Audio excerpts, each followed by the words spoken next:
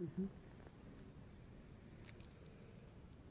Hi, this is Tekina-eirú, Nature's Clarity Coach, and I'm on spring break in Florida. And it's been a lovely week here. Um, I've also been taking a fabulous course on education-based marketing, and I've learned a lot this in the last few days. And I have someone very special sitting next to me that I met in class, and she's so special that I wanted all my Facebook friends to meet her as well. This is Donna. Donna, and she's from England. Tell us a little bit more about you. Give us your full name and where in England are you from? That's gorgeous, isn't it? I'm Donna. Well, I'm Donna Copnall, and I'm from a tiny little village in England called Dunwich, which used to be a huge city, and then it all fell into the sea. Oh my goodness. So now there's just like one gravestone on the edge of the cliff, and all the churches, there were like 26 or something like that, and they're all under the sea. Oh my goodness. And they say if you stand on the edge of the cliff looking out to sea, you can hear the bells toll at night. Oh, that's wonderful. That's wonderful. So there's lots of really good stories about the place because it's got all the history and interesting things. Yeah. Well, the reason why I brought Donna on the show is because she has a love for nature. And as you know, we have our series, this video series is called When Nature Sings. And so Donna, tell me a little bit about what was it like growing up in England, and particularly if you have any beautiful memories about nature. Well, I grew up just near where I am living now, and on a farm, and we were there because my parents were conscientious objectors in the last war when England was fighting, and so they ended up buying a community for all the people who wouldn't fight, and they were living there. So I grew up, and all the time I was growing up we would be doing peace things, and my mother was always into nature too. So like even when I was born, for example, she would plant a tree. So as the tree grew, she would say, "That's your tree." And that would be my sister's tree, or for a birthday or whatever, Mm-hmm. So, well, I was completely connected with nature from whenever I can remember, really. So... That's beautiful. Do Yeah. you have any special story about nature? Just something in particular that impressed you for your whole life? From that time, I must have lots, eh? Like, playing in the pea fields when you find the little snails, and they're all different colours, and we just used to play with them and look after them and get to know them. That's beautiful. I'm sure there's 101 other stories. Look, they're not just coming right this second, so... That's okay. So now as an adult, I'll and tell you if it comes. your love for nature, how has it impacted what you would like to do with your business that you're building? Yes. Oh, wow. The same thing, So I guess first I would like to say that, I left this little area of England where I lived, and I spent a lot of time travelling around the world in very dangerous places, like Afghanistan was a place that I spent a lot of time, and means a lot to me. And, everywhere you go, nature would be important for me. For example, I can remember we had a guy working with us who used to be the Forestry Commission guy, and he had worked with the government years ago in Afghanistan, and when he went to Badakhshan up in the mountains, he would look after all the trees and had loads of people looking after all the trees. And then when he went with us, which was a long time later, he was driven up the mountains and right through the province, way up in the Hindu Kush, only to find that all the trees had gone, you know, and that's part of it, because we were always peace builders, and what happens is when there's wars, all the trees and everything gets killed. And he was just crying and crying and crying, you know, because they would be walnut trees and every tree you can imagine, and fruit trees, you know, important things for eating and living, gone. Anyway, so that's the sort of thing that would happen all over the world. I'd be interested in this kind of thing, and, you know, I'd love to go to Afghanistan, because we would go up there and in the mountains, I can remember sitting like in the orchards, and we would have tea. And the important thing would always be having green tea, and that would be seen like a peace ceremony. Just sitting round and having your tea, and the way you have the tea, you know, like, not just like have it and drink it, just like step by step, having it bit by bit, cleaning out the little pots and chucking it away so it's all nice and clean, and that's what it was seen as, you know, like sitting down and talking with tea is just like, and in nature, you know, that's the important thing, in nature, and connecting with the people. That's beautiful. And so after all that time, finally I come back to the little place near where I grew up, the same place, the same sea bit, which I know so well, and I got electrocuted. Yes, tell us about that. And so suddenly I wasn't able to travel anymore and do all the peace building work that we'd been doing. How did you get electrocuted? Well, that's a bit boring, but it was just like, you know, electric. Literally, it was like plugging myself into the wall, because I stuck the plug right in and my thumb was on the top and there wasn't anything on the top of the plug.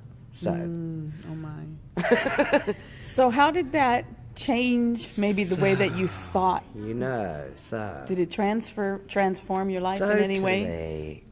Totally, because firstly I couldn't do anything for a long time, and I just became totally stuck, you know, disabled, stuck in bed, couldn't think, couldn't do anything, and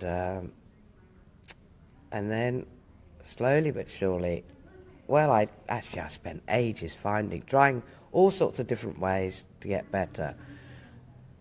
There were two things that worked. One, I did a workshop that really helped, and then the other thing that supported me most of all was like being where I was back in this village. I was able to walk by the sea and go through the woods and go, like I love doing the night walks when the moon is full. And do you know it's full moon tonight? Full moon tonight. Of course it is, you know.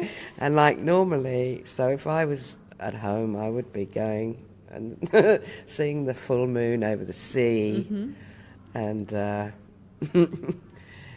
you know, so doing those things that connect you to nature, you know, like make you feel better. Yes. And they give you power and strength. You can just lean up against a tree. That's why we came here, because we're in a sort of concrete jungle. Yeah, we're inside a lobby of a hotel. And I don't feel very comfortable here. In fact, I've got a cold for the first time in years. We've been freezing all week in because the it's ballroom. like sitting in an ice chamber And the air conditioning is, well, it's But foul, isn't it? But this So tree is very lovely. This is our chance. Uh-huh.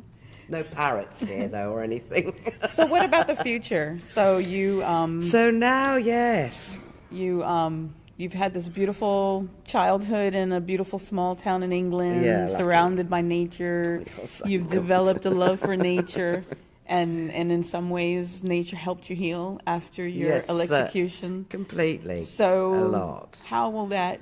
What's your plans for the future, and how might that get folded into those plans? So all part of getting better, like I was learning so much about how we can change and transform ourselves, which was also important to me because I was part of this global peace network called Action for Conflict Transformation, which years ago, in the 90s, we all agreed with people all around the world what were the most important things, what exactly was the meaning of transformation and conflict.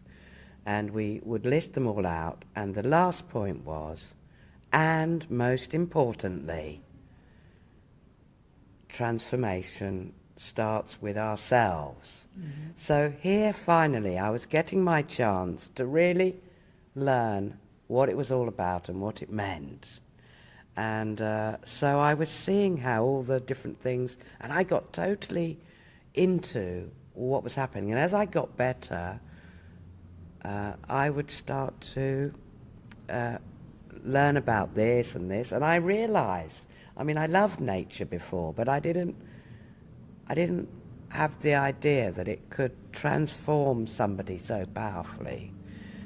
And so now I've been working with other people to support their transformation in healing or just getting to a better place, whatever.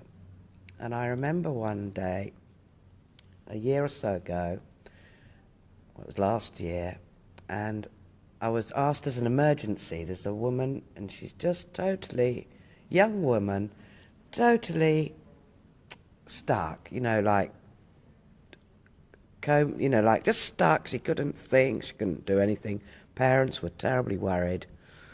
So I went round, and slowly, I just sat with her, and then I said, let's go sit in the garden, which she agreed to do. So we sat on the ground in the garden, which is what I always like to do, be on the grass.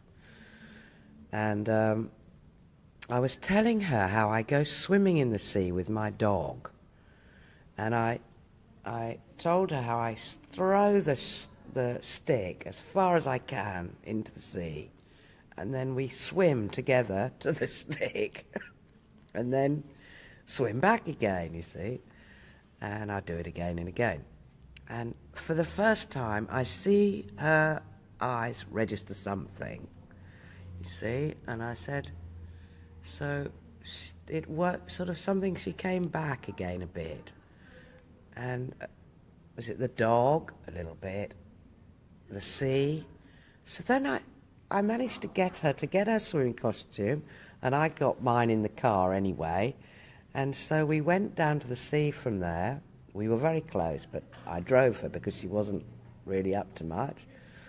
And we went on to the beach, and she wasn't saying anything or anything. We were holding hands, and we walked into the sea.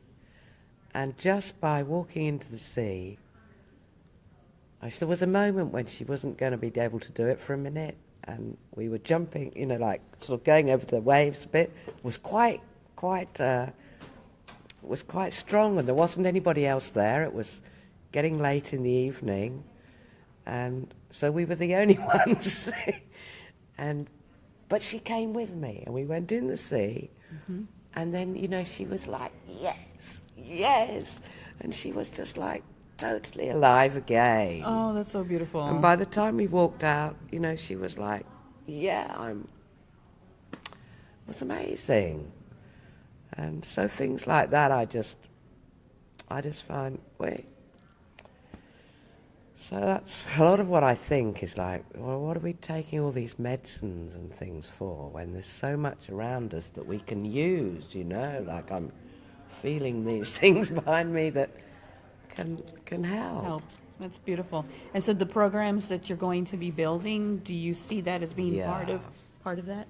Yeah, and the programs that I'm building, well, you know, like I incorporate the whole thing of nature in all kinds of ways. Mm-hmm. Like even the thought of nature, like if you see birds flying up, I watch them and turns, they go up in the air and they catch the light and they looks like bright, sparkling, amazing things, you know. And I encourage people to see it like coming up in your body. It's like, because if you watch something and then you feel it inside you, it's like the power of it is amazing. So that's just some of the ways I use it, in all kinds of ways, but where I do it is in a beautiful garden. Where I do my programs is so that you can walk down, I mean, you don't even have to go on a road. You just go down a little track through the woods. And as soon as you go into woods, you know, you can feel completely more grounded. Mm-hmm.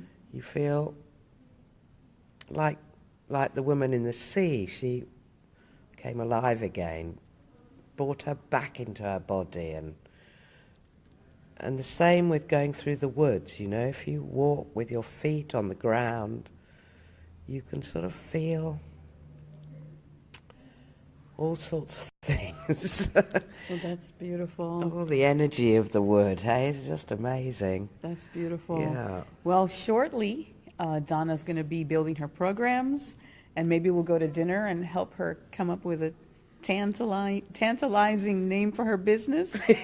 And soon she's going to be getting a Facebook page. And so when she gets her Facebook page, I will be putting the link on this video so that you can find her. But I wish you so much luck. Oh, you're so gorgeous. Thank you. But I wish you so much luck. The work that you're doing is important, and you know, anything that we can do with the earth, we call her Atabe in my culture. Beautiful. The Mother Earth. Mother Earth.